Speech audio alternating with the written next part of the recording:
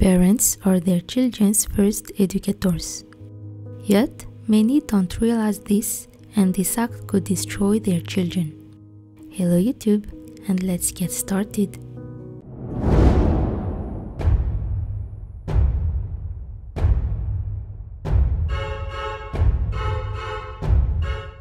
Danny Rowling, the notorious Gainesville Ripper, was born on May 26, 1954, in Shreveport, Louisiana. His childhood was far from ordinary. Raised in a turbulent household, he suffered at the hands of an abusive father who was a police officer known for his strictness and violent temper. This early exposure to violence and instability would pave the way for a life marked by crime and cruelty. His childhood, adolescence, and adulthood. Danny Rowling's life was a tragic tale of abuse, neglect, and escalating violence. His father, James Rowling, regularly subjected Danny, his younger brother, and their mother, Claudia, to severe physical and emotional abuse. James was relentless in his criticism, often telling Danny he was worthless and would never succeed. This constant barrage of negativity left Danny with deep emotional scars, feeling that would haunt him throughout his life. One of the things that touched him most was when his father brought home a puppy from work and Danny formed an affectionate relationship with it, which died in his arms, having been tortured many times by his father. As Danny entered his teenage years, the effects of this abusive environment became more evident. He struggled in school, finding it hard to concentrate and connect with his peers. His behavior became increasingly erratic, marked by substance abuse and petty crime. Seeking an escape from his troubled home life, Danny joined the US Air Force, but his stint was short-lived. His use of drugs like amphetamines and LSD led to his discharge, and once again, Danny found himself adrift, feeling like a failure. His attempts at a normal life, including a marriage to Ometer Halko, also fell apart as his violent tendencies and infidelity surfaced. With each setback, Danny's anger grew, and he retreated further into a world of violent fantasies. The crimes. By the late 1980s, Danny Rowling's criminal behavior had escalated from theft and burglary to far more sinister acts. In November 1989, he committed his first known murders in Shreveport, Louisiana, killing 55-year-old William Grissom and his 24-year-old daughter, Julie, and her 8-year-old son, Sean. The brutality of the crime scene shocked investigators, and Julie's body had been mutilated and posed, a signature that would later link Rowling to his future crimes. In August 1990, Danny Rowling arrived in Gainesville, Florida, a college town bustling with students preparing for the new academic year.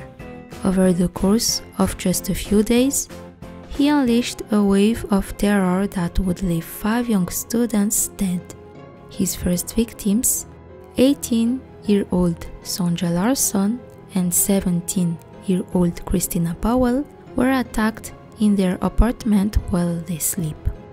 Rowling broke in, brutally stabbing them to death before posing their bodies in grotesque positions. His next victim, 18-year-old Krista Hoyt, was killed in a similarly brutal manner, her body mutilated and displayed in a shocking scene. Rawlins' last victims, 23-year-old Tracy Pose and her roommate, 23-year-old Manuel Tabuata, were also found murdered in their apartment. The sheer brutality of these murders, along with the ritualistic posing of the bodies, instilled widespread fear in the Gainesville community. Students began sleeping in groups, arming themselves, and some even left town fearing they could be next. The investigation. The investigation into the Gainesville murders was one of the largest in Florida's history. Local law enforcement, assisted by the FBI, scrambled to find the person responsible.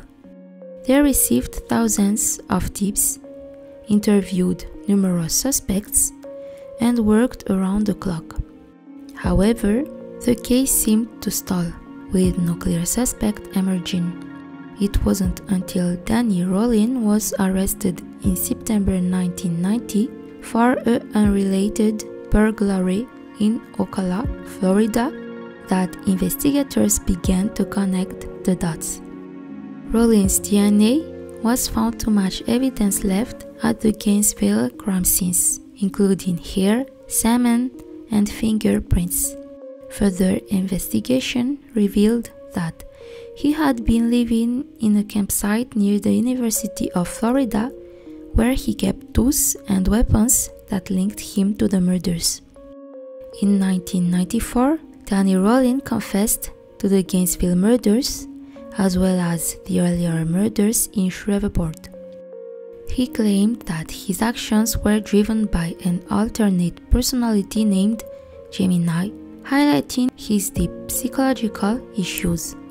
Rollin's trial attracted nationwide attention due to the gruesome nature of his crimes and his disturbing confessions.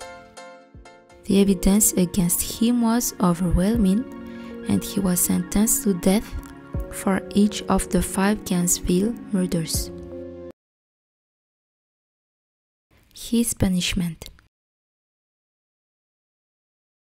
On October 25, 2006, after spending more than a decade on death row, Danny Rollin was executed by lethal injection at Florida State Prison. In his final moment, he sang a religious hymn, showing no remorse for his actions. The execution brought a sense of closure to the families of his victims and the Gainesville community, which had been forever changed by his horrific crimes. However, the memory of the 5 young students, Sonja, Christina, Krista, Tracy, and Myuu, continues to live on, a somber reminder of the senseless violence that took their lives. Danny Rollin's story is a harrowing example of how a combination of childhood abuse, psychological instability, and substance abuse can lead to unimaginable horrors. His life and actions serve as a stark warning of the potential consequences when untreated trauma festers and turns into violence. The Gainesville murders not only left a lasting impact on the victims' families and the community, but also highlighted the importance of understanding and addressing the roots of violent behavior to prevent such tragedies in the future. And that's it. This story is both terrible and sad. If you like this story, don't forget to like, subscribe, and press the notification bell to hear about other intriguing stories. Until next time.